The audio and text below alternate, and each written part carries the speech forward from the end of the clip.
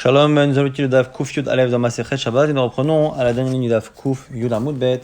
On avait dit que, comment expliquer qu'on nous donne une refoua et qu'on nous dit que cette refoua, quand c'est pour Yirakon, il faut la préparer de telle sorte à ce que ça fasse en plus un sirou, c'est-à-dire que ça, c'est meraker, ça rend la personne stérile. Or, pourtant, on a vu que c'est interdit minatora et que, même indirectement, donc la Gemara dit, on parle d'un saris, quelqu'un qui est déjà lui-même stérile. Alors la Gemara dit, mais même ça marche pas. On a dit au nom de Rabbi Yochanan. Akol modim b'mechametz achar mechametz sheu chayav. Shnema lo te'afe chametz lo te'ase chametz. On nous parle là-bas des korban menachot. Les menachot, les korban qu'on apporte avec de la farine, la plupart du temps, il faut qu'ils soient de la matzah, ce ne soit pas du chametz. Et on nous dit que si c'est chametz, on a fait un issour. Si on a continué à apporter, à faire la suite du korban, et qu'on a laissé la chose être mahmitz encore, on l'a rendu encore plus chametz, on est chayav une première fois, une deuxième fois.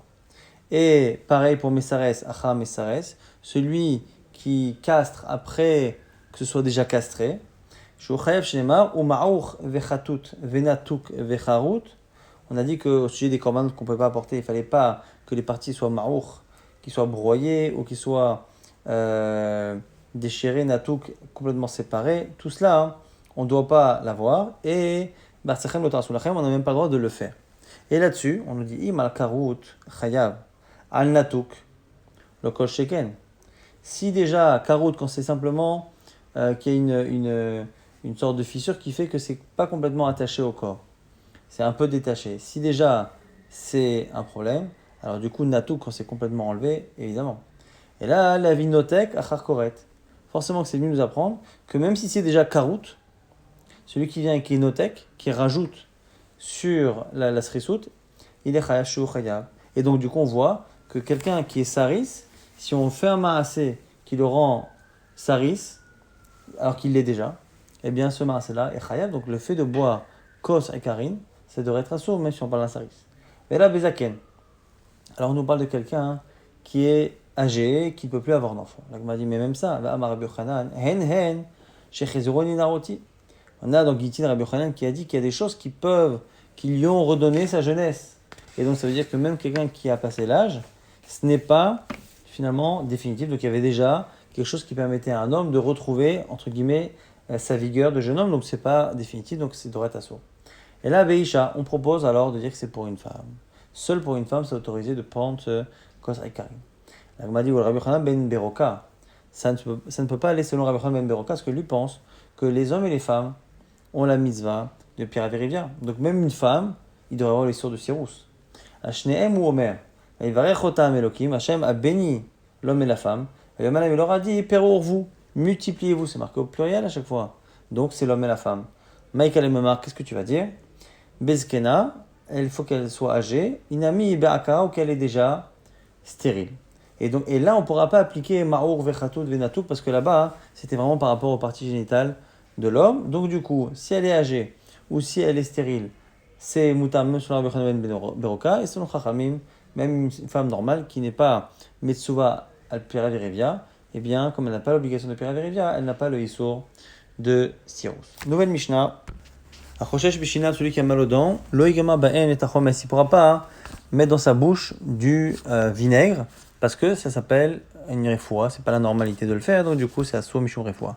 Aval, metabel hu kedarko, mais il a le droit de tremper son pain dedans. À l'époque, les gens le faisaient pour manger le pain, donc c'est autorisé. Il mitrapé, et si il est guéri de ses dents par ça, c'est pas un problème parce que c'est la manière de manger.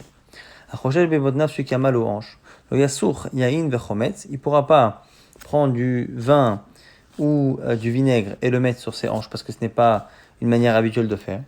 Aval sachou et shemen, mais mettre de l'huile, oui, parce qu'on met de l'huile même quand on n'a pas de douleur. Mais là, le shemen vered, mais Tanakama nous dit qu'on n'a pas le droit d'utiliser de l'huile de rose, donc de l'huile parfumée à la rose, parce que c'était une habitude de gens très riches. Les menachim sachin shemen vered, al makotehem.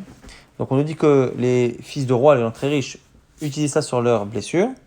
Sheken dakan asur, bachol, parce qu'eux ont l'habitude. Donc on fait une distinction selon Tanakama entre les princes et les gens très riches qui eux peuvent le faire Shabbat parce que c'est la manière de faire le chol, et les gens qui n'ont pas l'habitude de faire ça la semaine ne peuvent pas le faire Shabbat parce que c'est nikar tout de suite, ça se voit que c'est une refoua. Rabbi Shimon Omer, Kol Israël ben Melachim hem, lui dit que tous les Bnei Israël sont des fils de roi, on ne fait pas de distinction. Ils ont tous le statut d'un prince, et donc, ils peuvent utiliser pendant Shabbat Shemen Veret. Ramele Ravacha Arika. Deu Ravacha Bar Papa, le fameux Ravacha, qui est donc le Ravacha Bar Papa, a objecté à Rabbi Abaou. On ne peut pas utiliser le vinaigre pour ses dents. Ça donne l'impression de cette Mishnah que c'est bon pour les dents le vinaigre. Et activement, c'est marqué dans un Michelet que on parlait dans certaines choses qui font mal. On dit que c'est mauvais comme le vinaigre pour les dents, ou comme de la fumée noire pour les yeux. Donc a priori, ça fait mal aux yeux et ça fait mal aux dents. La fumée pour les yeux et le vinaigre pour les dents. L'okasha, plusieurs explications. Ha bikiwa des frais, ha bechala. Ça dépend si c'est un vinaigre qui provient d'un jus de raisin qui n'a pas bien eu le temps de devenir vin, ou est-ce qu'on parle d'un jus de raisin qui a eu le temps de devenir du bon vin, et le vin après il a fini par être marmitz, là à ce moment-là, c'est bon pour les dents. Mais Baïtima, autre solution, ha bechala, tel qu'on parle dans les deux cas d'un vinaigre classique qui provient d'un vin, Dekamaka, ça dépend s'il a une blessure ou pas. Ikamaka massé, Likamaka merafé. S'il a une blessure, ça la guérit. S'il n'a pas de blessure, ça a tendance à ne pas être bon dans le fond pour les dents. On a dit qu'on ne pourra pas mettre dans la bouche du chometz. Alors, a priori, c'est avalé. L'agma dit, Tania, le igama au polet, aval megama au bolet. Au bolet, l'agma dit au nom d'une braïta que dans la braïta, ça a l'air d'être qu'on n'a pas le droit de mettre dans la bouche et de recracher, parce que ça, ce n'est pas la manière normale, mais mettre dans la bouche une grande quantité et avaler, ça va, c'est la manière de manger. Et notre Mishnah donne l'impression qu'on n'a pas le droit du tout de mettre dans la bouche. Amar Abaye explique la Mishnah en l'accordant avec la Braïta. Kitnan, nami matnitin vegamer ou polet nan. Pareil dans notre Mishnah qu'on a interdit, c'est de mettre dans la bouche et de recracher. Rava propose autre chose. Afilu tema vegamer ou bolea. Non, tu sais, même avaler, eh bien, kan ifne tiboul, kan leachar tiboul. Ça dépend si c'est avant le moment où on trempe le pain, c'est-à-dire avant le repas ou après le repas. Avant le repas, ça peut ressembler à une manière de s'ouvrir l'appétit, mais après le repas, ça donne vraiment l'impression que c'est Mishum Refoua. Et la Gemara, ici, se pose la question avec ce que Rava dit par ailleurs. Veneima delifni tiboul charé. Ra tiboul nami charé. La Gemara dit maintenant, si Rava a dit que c'est autorisé avant le repas, eh bien, d'une certaine manière, si c'est autorisé avant le repas, on devrait aussi autoriser après le repas. Parce que d'une certaine manière, c'est difficile d'être mechalek. Puisque c'est autorisé avant, on doit autoriser après. Est-ce que c'est une zvara qui vient de Rava, des Shaminan et les Rava, des Hitle Oil. Il tient ce principe de Oil, puisque c'est autorisé ici, on profite ailleurs. Amar Rava, dit les cas amidé des Beshabbat Charé ou bien Makipourim Assour. Ce qui est autorisé Shabbat sera autorisé également à Kippour. Oil des Beshabbat Charé, bien Makipourim Nami Charé. Puisque c'est autorisé à Shabbat, c'est autorisé à Kippour. Donc, par rapport à Shabbat, le fait d'aller se tremper pour le mikvé, d'aller au mikvé Shabbat, c'est autorisé Shabbat, sera autorisé également à Yom Kippourim. Donc, normalement, Rava devrait dire la même chose chez nous. Alors, Gemara dit, tu as raison. Adar be Rava meach. Forcément que la réponse qu'il a donnée sur notre Mishnah Rava, que dans notre Mishnah, est-ce qu'il t'a sourd, c'est après le repas, avant le repas, c'est autorisé, forcément qu'il a changé d'avis, puisqu'on a vu plus tard qu'il tenait ce principe que puisque c'est autorisé Shabbat, c'est autorisé Yom Kippourim, il devrait dire pareil pour le vinaigre avant et après le repas. Donc, moi, dit maintenant, il y a une contradiction dans deux halachot de Rava. Comment tu sais laquelle est sa version définitive et de laquelle il a changé d'avis? Mimaï demeach adarbe. Qui te dit que c'est de ça qu'il a changé d'avis? Dilma mehi adarbe. L'agmal le sakadatar, tu peux pas dire cela. Pourquoi? Parce que l'histoire de Yom Kippourim, c'est une braïta. Et Tanya kol chayavet tfilot. Tovlin kedarkan ben b'Shabbat ben Yom Kippourim. Quand on a une tvila obligatoire, on se trempe au mikvé, même si c'est Shabbat, même si c'est Yom Kippourim, donc a priori il ne peut pas revenir là-dessus. Rochesh ben Motan, on a dit dans la Mishnah que celui qui a mal pour Amar Rabbi Abba Barzav d'Amara venant de Rav Alcha et Rabbi Shimon. La Alcha est comme Rabbi Shimon que tous les juifs ont le droit d'utiliser Shemen Veret. Alors on dit même Rav Rav que Rabbi Shimon dit allez, ça donne l'impression ici que Rav pense en général comme Rabbi Shimon, même ici contre Tanakama. Mais Amar Rav Shimi Bachia Mishmei Rav, pourtant on a dit au nom de Rav que a priori il interdit Melacha d'avoir chez Nomit Kaven. Et donc, dans Shemit Kaven, s'il interdit, c'est qu'il ne pense pas comme Rabbi Shimon en général. Pourquoi? Mais Soukariata des Nazeta, c'est là-bas un bouchon qu'on utilisait pour les tonneaux. Quand on voulait on faisait un trou dans le tonneau, et après on plaçait une sorte de robinet. Et souvent, ce robinet-là, pour bien le mettre et qu'il n'y ait pas de fuite, on prenait un tissu, ce tissu servait d'une certaine manière 2 joints pour bien tenir le tonneau. Et quand on l'enlevait, on le replaçait, ça avait tendance, quand on le plaçait et qu'on appuyait, ça avait tendance à faire sortir du liquide. Et donc, on a un problème de sochet, on a un problème de laver le vêtement avec du vin, selon ceux qui disent que le vin, en tout cas blanc, ça peut être une melacha de liboun. En tout cas, asur l'adoké beyomatava. On n'a pas le droit de le serrer, de le mettre et de le serrer pendant Yom Tov. Donc si Rava interdit, c'est qu'il pense que d'avoir chez le Mikaven, c'est assour, donc pas comme Rabbi Shimon. Donc comment ici tient comme Rabbi Shimon? Il m'a dit, filo Rabbi Shimon modé. Mais non. Misuka Nezaita, c'est assour même sur le Rabbi Shimon. Pourquoi? Rappelez-vous d'Abaye Verava d'Amretavayukar. Abaye Verava dit toujours, modé Rabbi Shimon psikreishe velo yamut. Que Rabbi Shimon interdit quand le résultat n'est pas certain. Quand le résultat assour est certain, eh bien même lui il est d'accord que c'est assour. La Gemara apporte une autre preuve. Amar Rabbi Chia, Amar Ashi, Amar Rav. Au nom de Rav, on dit Alakha qui Rabbi Yehuda. Là, il a dit Alakha comme Rabbi Yehuda par rapport à Hachem Kaven. Rav Chana Barami Amar Shmuel, Alakha qui Rabbi Shimon. Et au nom de Shmuel, on a dit que Alakha qui Rabbi Shimon. Et on a la même chose, mais sans avoir toutes les noms des rabbinim avant. Rav Chia Bar Avin Matnela Belo Gavre. Il enseignait ces vérités-là sans citer les noms avant. Rav Amar Alakha qui Rabbi Shimon, ou Shmuel Amar Alakha qui Rabbi Rav Amar Alakha qui Rabbi Yehuda, ou Shmuel qui Rabbi Shimon. Donc on voit que Rav ne tient pas comme Rabbi Shimon dans Davashino Mitkaven. Et là, Rava dit alors, Ani va arriver Chabura, Targimna, moi et le lion de l'assemblée, on va expliquer. C'est qui ce lion-là? Omanu, Rabbi Chia Bar Avin. Alors quoi? Alakha ki Rabbi Shimon vela mitame. Il dit que l'alakha est comme Rabbi Shimon, mais pas parce qu'il pense comme Rabbi Shimon dans tout ce qu'il dit face à Tanakama, et donc il devrait dire la même chose dans Davashino Mitkaven. Et là, l'alakha est comme lui, mais presque par hasard, pour une raison autre que celle que Rabbi Shimon n'a. Pas parce qu'il est d'accord avec Rabbi Shimon, mais parce qu'il a une autre logique qui fait qu'il tombe finalement par dire la même chose que Rabbi Shimon. C'est quoi Ma'alachak Rabbi Shimon vela mitame? Il Ma'alachak Rabbi Shimon décharé, et là mitame dit lo Rabbi Shimon savar massé vera savar lo massé. Si tu veux dire que peut-être qu'il est d'accord sur le din mais pas sur le fond, pourquoi? Parce que Rabbi Shimon pense que ça guérit, mais il autorise parce que Kol Ben Israël Melachim Hem, et Rav n'est pas d'accord avec Kol Israël Ben Melachim, mais il pense que ça ne guérit pas, donc il n'y a pas de Issour Bichlal. Alors la Gemara dit ça ne peut pas être ça, parce que guérir, ça guérit. Ça va, lav lo masé, vea midekatane, bnei melachim sachim, agbem makoteim shemen vered, miklal de masé. C'est marqué dans la Mishnah que les bnei melachim, la semaine, mettent ce shemen vered sur les blessures, donc ça guérit. Donc il ne peut pas être en désaccord sur le fond, est-ce que ça guérit ou pas. Donc c'est quoi le désaccord qu'il a sur le fond, mais qui fait que sur la forme, il dira pareil. Et là, la Chaka Rabbi Shimon des charrés, et la mitame de ilo Rabbi Shimon savar, afalgav de lo shriach charré, vera savar ishriach in, ilo shriach lo.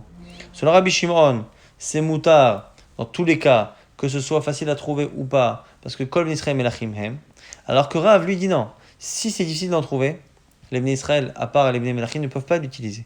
Mais si c'est facile à trouver, c'est plus quelque chose qui est réservé aux gens très riches, et donc c'est autorisé. Ou bien Traderav, Shrach, Mishra, Devarda, et dans la région de Rav, on trouvait facilement cette huile sur une Varda. Donc c'est pour ça que c'était le changement de situation qui fait que à la fin il disait comme Rabbi Shimon, mais pas parce qu'il est possède comme Rabbi Shimon.